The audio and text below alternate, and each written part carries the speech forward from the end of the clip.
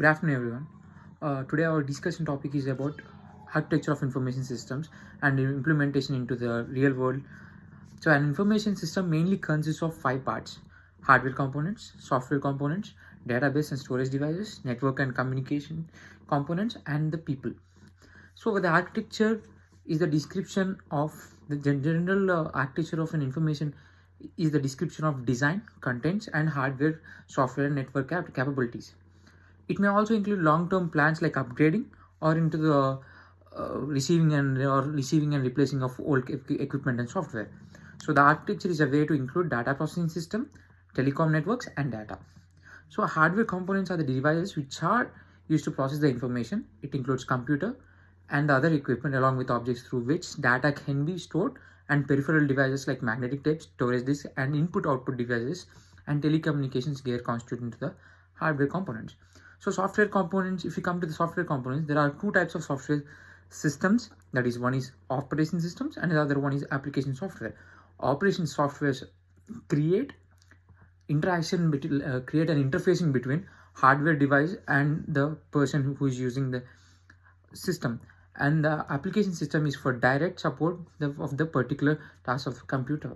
Operation system examples are like Microsoft Windows and Apple Mac software, and these are for the personal computers, and the Android and iOS softwares for the smartphone mobile users and tabs, etc.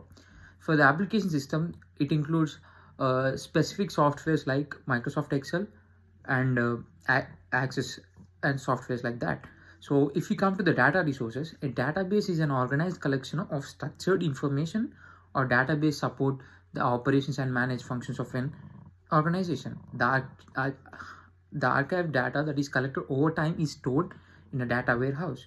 So example of a data resource, if we have a sales transactions, data would be gathered, processed, and stored in a web-enabled sales database, which is used for sales analysis and for the reports of which are going to be done by the managers. Network and resource component is fundamental resource for any component of an information system. Communication network comprises of computer, communication processes, and network infrastructures. And these include modems, network processor. Communication media are used to deliver and receive information or data. These include fiber optics, cellular and satellite communications, along with wireless communication technologies. So the final part of an architecture of information system include people or human resources.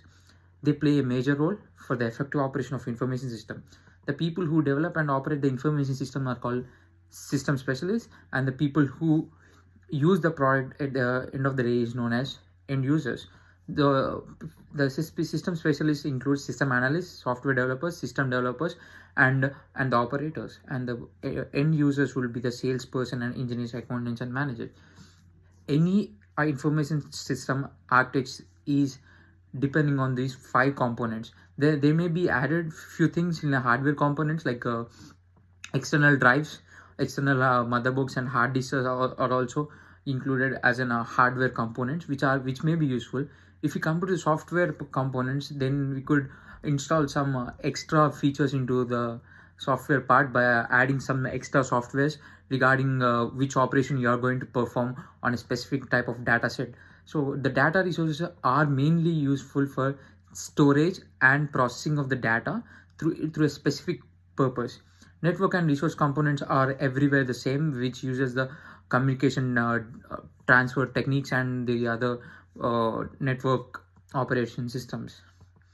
So I think these are enough components which we are going to use in the technical part of the architecture of the information systems.